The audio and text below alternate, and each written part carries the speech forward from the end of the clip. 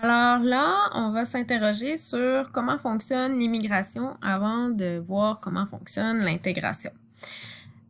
On est à la page 31 de votre fascicule. En haut de la page, on explique un peu la complémentarité des besoins et des spécificités démographiques nord-sud. Et en bas, on met côte à côte les exemples du Canada et de l'Australie. Donc, nous, on va se servir de l'exemple du Canada avec les petits chiffres qu'il y a là pour voir un petit peu plus en détail comment fonctionne l'immigration au Canada.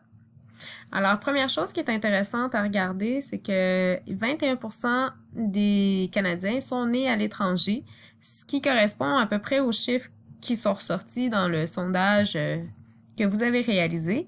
Alors, une personne sur 5 est née à l'étranger. Le Canada, c'est une terre d'immigration. Troisième point. Donc là, on entre dans les catégories d'immigrants. Quand vous entrez au Canada pour immigrer, soit vous êtes un immigrant économique, donc regardez, 65% des immigrants sont qualifiés et ont été sélectionnés avec une grille de sélection qui donne des points. Vous allez avoir plus de points si vous êtes qualifié, plus de points si vous avez fait beaucoup d'études, plus de points si vous êtes jeune. On favorise, surlignez ça. Le Canada favorise les demandeurs qui ont entre 18 et 35 ans. Bon, pourquoi? Parce que ils ont fait leurs études. Alors, on n'a pas besoin de payer pour leur scolarité. Souvent, bon, on les sélectionne, donc on les a sélectionnés selon leurs études qu'ils ont fait. Et puis, ils vont avoir une longue vie active. Ils vont payer beaucoup d'impôts. Ils vont consommer énormément. Donc, ils vont participer financièrement à la vie économique canadienne, au PIB et tout ça.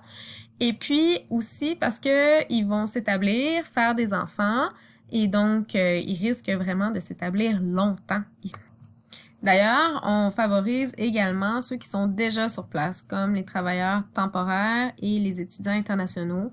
Pourquoi? Parce que eux, ils ont déjà entamé leur intégration à la société. Et puis comme c'est un processus qui est long, on constate que si eux, ils font de la demande pour aller chercher leur citoyenneté, leur résidence permanente, ben c'est parce qu'ils se sentent bien, puis ils vont pas retourner chez eux là, dans 3 ans. OK? Donc, première catégorie, immigrants économiques. Deuxième catégorie, je l'ai surligné aussi, vous l'avez, le regroupement familial. Et troisième catégorie, les réfugiés.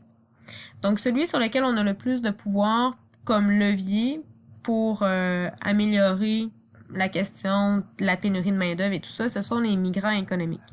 Le regroupement familial, les réfugiés, on a plus ou moins de latitude et de marge de manœuvre dans la sélection de ces gens-là. On sélectionne pas, cette année, les réfugiés vont venir de Pakistan. Ça dépend des conflits qu'il y a, puis ça dépend des demandes qui sont faites dans les camps de réfugiés. OK? On dit que le Québec, qui accueille environ 50 000 immigrants, a une entente avec le gouvernement du Canada. Depuis les années 90, on a signé cette entente-là, qui nous donne l'exclusivité de la gestion des migrants économiques. C'est pour ça que j'ai fait la flèche ici. C'est pas vrai qu'on peut sélectionner le regroupement familial et c'est pas vrai qu'on peut sélectionner les réfugiés. OK?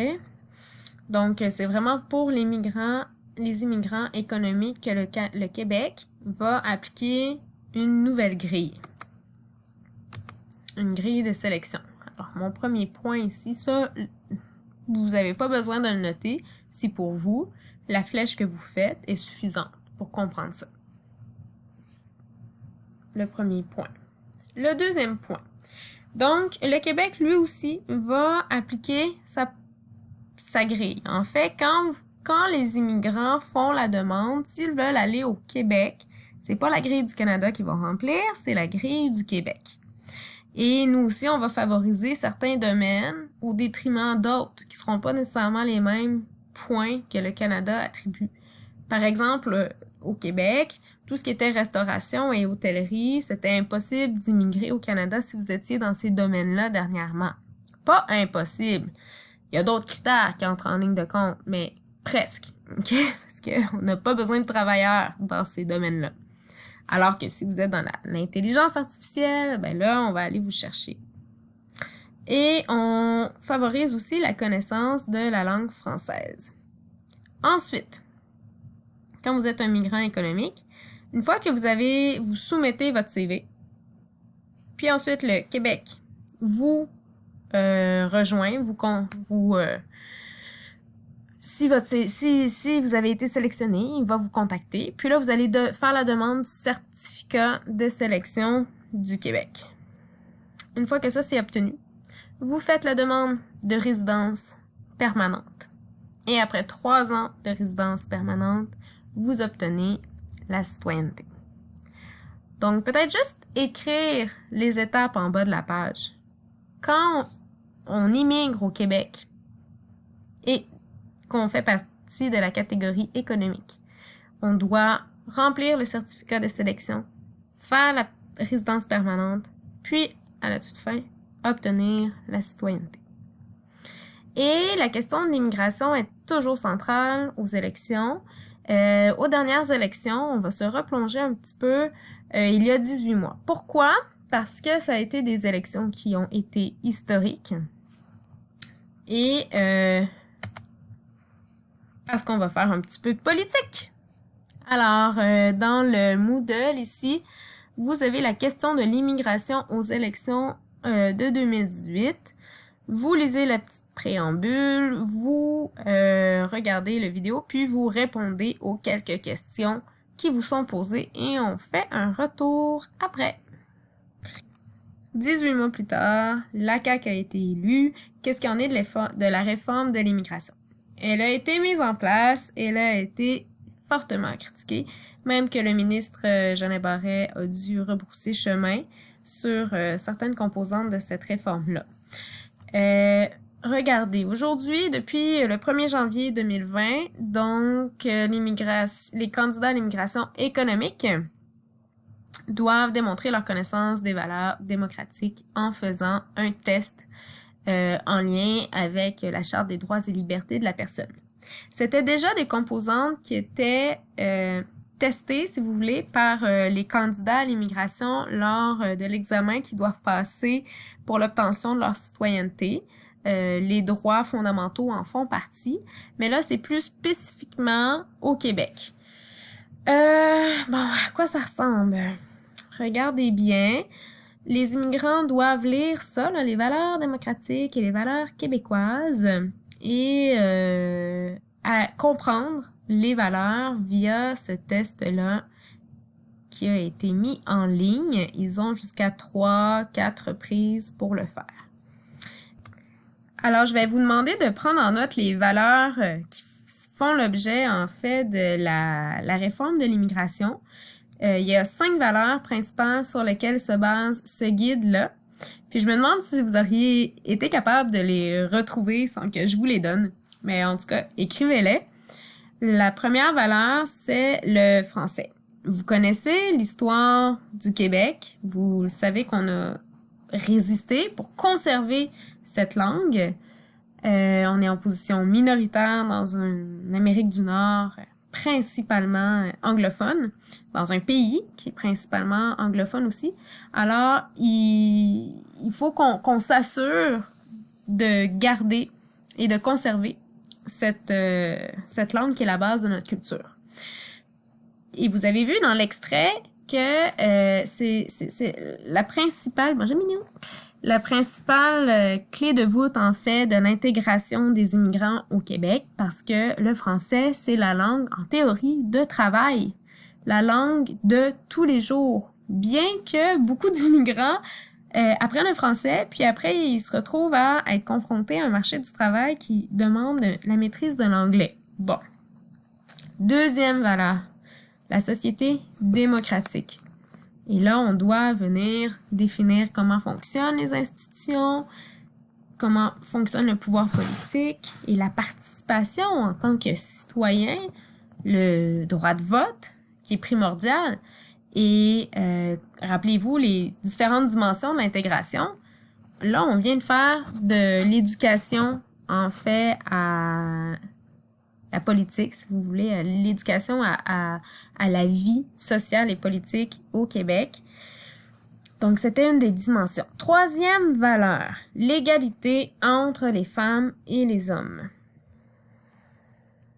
Quatrième valeur, les droits et les responsabilités.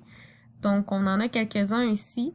Le respect, la vie privée, l'égalité, la non-discrimination. Donc, c'est intéressant, justement, d'informer les immigrants que s'ils sont victimes de discrimination, c'est pas normal. Puis, il faut s'en plaindre. Les droits économiques et sociaux et les droits judiciaires. Et finalement, la dernière valeur, la laïcité.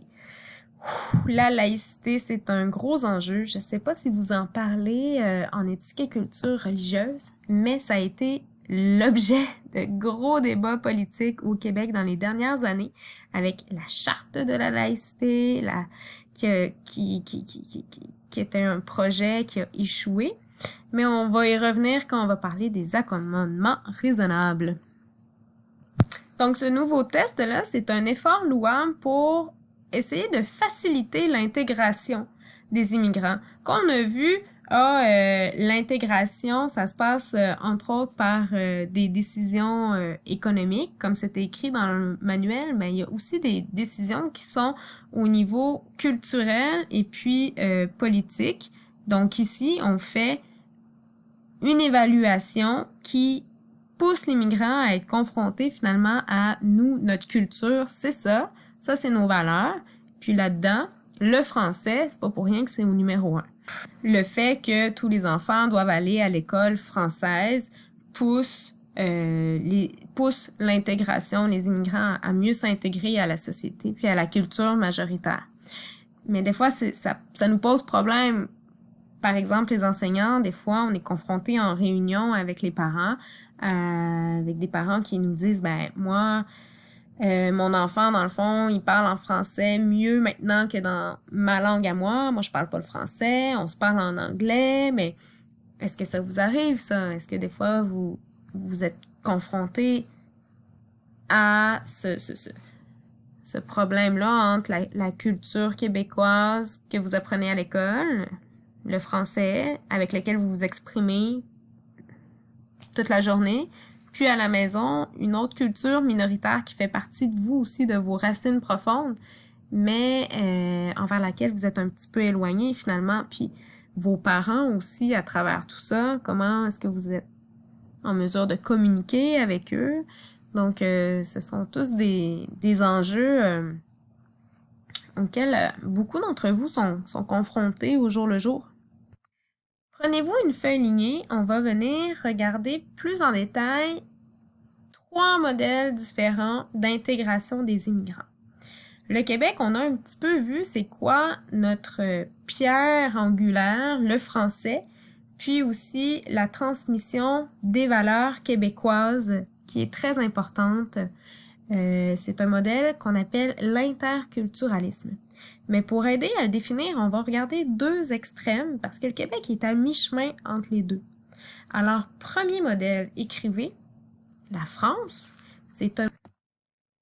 On va venir voir quels sont les modèles d'intégration des immigrants.